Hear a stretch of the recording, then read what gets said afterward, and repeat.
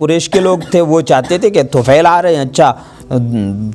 قبیلہ دوست کے سردار پہلے ہم ان سے بات کر لیں، اور رسول اللہ صلی اللہ علیہ وسلم کی جماعت کے لوگ چاہتے تھے کہ ہم بات کریں، اگرچہ آپ صلی اللہ علیہ وسلم کی جماعت چھوٹی سی تھی، وہاں نہیں پہنچ سکتی تھی، ان کے پاس طاقت بھی تھی، وسائل بھی تھے، ہتھیار بھی تھے، سب کچھ تھا، جماعت بھی بڑی تھی، کثرت بھی تھی، سب کچھ تھا ان کے پاس، تو ہے نا، تو پہلے انہی کی ملاقات ہوئی، ملاقات ہوتے ہی کہا کہ وہ تو ایسا ہے، کیا کہا؟ وہ تو ایسا ہے، یہ کرتا ہے، وہ کرتا ہے، وہ کرتا ہے، نہیں مانتا ہے، کیا کہا؟ بڑوں کی نہیں مانتا ہے، یہی کہا نا، ہم بڑوں کی مانتے ہیں، وجدنا ما وجدنا علیہ آبانا، ہمارے آبا و اجداد کو جس پر ہم نے پایا ہم تو وہی کرتے ہیں، اور آبا و اجداد کے طریقے کو، دین کو وہ ٹھکراتا ہے،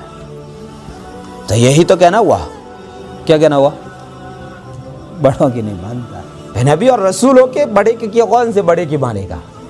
مانے گا کسی؟ نبی اور رسول سے کوئی بڑا نہیں، چاہے ان کا باپ بھی ہو، نبی اور رسول کا چاہے دادا ہو، چاہے ان کا پردادا ہو، ان کو ماننی ہے کس کی؟ نبی اور رسول کی۔ ہاں، ابو بکر اور عمر رضی اللہ تعالیٰ عنہ دونوں رسول اللہ صلی اللہ علیہ وسلم کے سسر تھے، داماد نہیں، سسر تھے دونوں کے دونوں، مگر پھر بھی رسول اللہ صلی اللہ علیہ وسلم کے سامنے خادمانہ حاضر ہوتے تھے، ہے نا، نبی اور رسول تھے، مگر کہتے کیا تھے؟ آنے والوں کو مکے کے لوگ قریش یہی کہتے تھے کہ مانتا نہیں کسی کی، اور تفریق ڈالتا ہے، پھوٹ ڈالتا ہے، مکے میں پھوٹ ڈالتی ہے، لڑا دیا لوگوں کو، آپس میں بھیڑا دیا، فخر کر، مگر لوگوں کو حق سمجھنا چاہیے، کیا فیصلہ لوگوں کا لوگوں کے ہاتھ میں، عقل لوگوں کو اللہ نے دی ہے نا، تو جو اپنی عقل سے سوچتا تھا وہ کہہ لیتا تھا کہ محمد الرسول اللہ صلی اللہ علیہ وسلم